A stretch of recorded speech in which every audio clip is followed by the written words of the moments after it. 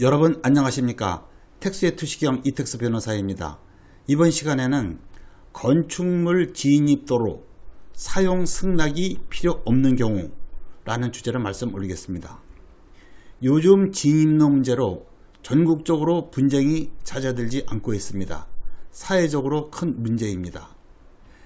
대지에 건물을 건축하려면 너비 4m의 도로에 2m 이상이 도로에 접하여야 합니다. 연면적의 합계가 2000평방미터, 공장인 경우에는 3000평방미터 이상인 건축물인 경우에는 너비 6m의 도로에 4m 이상이 도로에 접하여야 합니다. 여기에서 도로란 보행과 차량의 통행이 둘 다 가능해야 합니다. 자동차 전용도로, 이 자전거 전용도로는 보행이 불가능하여 해당이 되지 않습니다.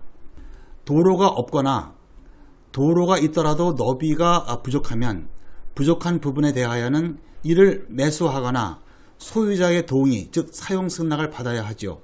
그런데 전국적으로 소유자가 이를 거부하여 문제가 발생하고 있습니다. 이 시간에는 현행법상 진입도로의 소유자의 승낙을 받지 않아도 되는 경우에 대해서 하나하나 보겠습니다.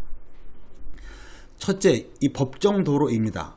이 법정도로란 국토의 계획 및 이용에 관한 법률, 또 도로법, 또 사도법, 그 밖의 관계 법령에 따라 신설 또는 변경에 관한 고시, 이 고시가 된 도로나 예정도로를 말하는데, 이와 같은 법정도로에 대하여는 당연히 도로부지 소유자의 사용 승낙이 필요가 없습니다.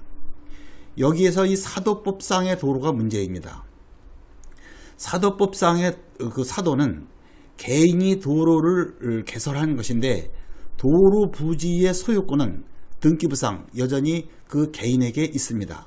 그렇기 때문에 건축을 하거나 개발 행위를 할 때에 그 도로 부지 소유자의 사용 승낙이 필요하다고 주장하는 사람이 있고, 실제로 사용 승낙을 받는 경우도 있습니다. 그러나 이 사도법상의 사도는 사도법이라는 그 법률에 의하여 사도를 개설하려면 관할 지방자치단체 장의 허가를 받아야 하고, 사도 개설자라도 통행을 제한하거나 금지할 수 없다고 이 사도법이 명백히 규정하고 있기 때문에 사도법상의 사도에 대하여는 소유자의 사용 승낙을 받을 필요가 없습니다. 그리고 이 사도법상의 사도는 소유자가 변경되더라도 이 사도로서의 기능이 그대로 유지된다고 사도법이 규정하고 있기 때문에 여전히 새로운 소유자의 사용 승낙도 받을 필요가 없습니다. 다만 사도법은 도로 사용료는 징수할 수 있다고 규정하고 있습니다. 둘째, 이 건축법 도로입니다. 건축 허가를 받으려면 건축법이 요구하는 규격의 도로가 확보되어야 하는데, 건축 허가 또는 신고 시에 시도지사 또는 시장 군수 구청장이 위치를 지정하여 공고하도록 되어 있고, 이와 같이 이 지자체의 장이 지정 공고한 도로나 예정도로를 건축법 도로라고 합니다. 건축법 도로가 되면 일반인의 통행이 가능한 공도가 되기 때문에 소유자라도 통행을 제한하거나 금지할 수 없다는 것이 대법원의 입장이고, 따라서 어느 누구라도 그 도로를 이용하여 건축 행위를 할 수가 있기 때문에 소유자의 사용 승낙을 받을 필요가 없습니다. 이에 대하여 많은 분들이 그런 게 있어? 하고 의아해 하십니다. 참고하시기 바랍니다.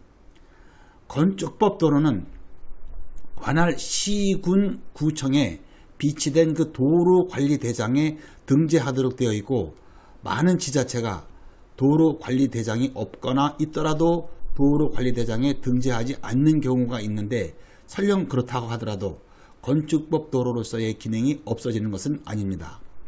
도로관리대장이 없더라도 근처에 그 도로를 이용하여 건축된 건물이 존재한다면 그 도로는 10중 8구 건축법 도로일 확률이 높다고 보셔도 좋습니다.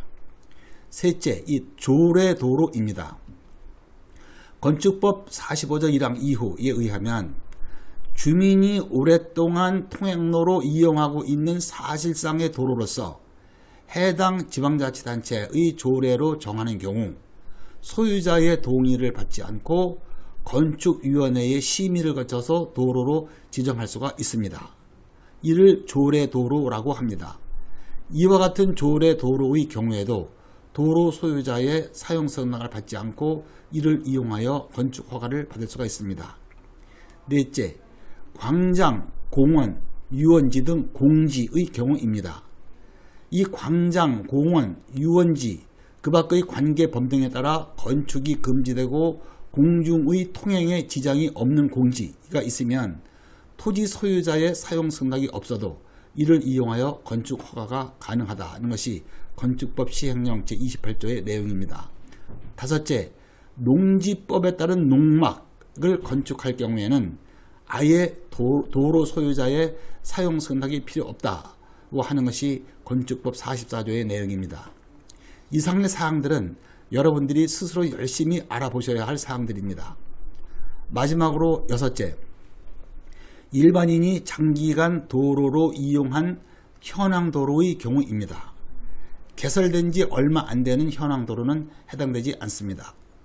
현황도로, 다른 말로 이 사실상의 도로는 개인이 도로로 제공하였으나 사도법의 적용을 받지 않는 도로를 말합니다.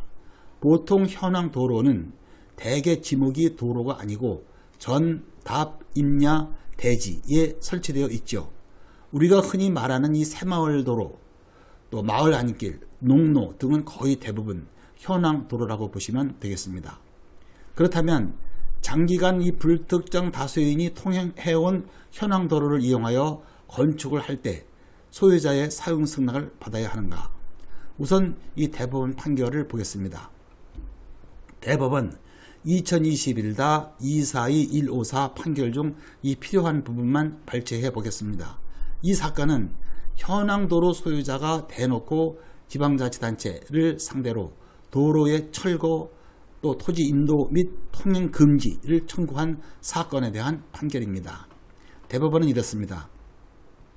어떤 토지가 그 개설 경위를 불문하고 일반 공중의 통행에 공용되는 도로, 즉 공로가 되면 그 부지의 소유권 행사는 제약을 받게 되며 이는 소유자가 수인하여야 하는 재산권의 사회적 제약에 해당한다.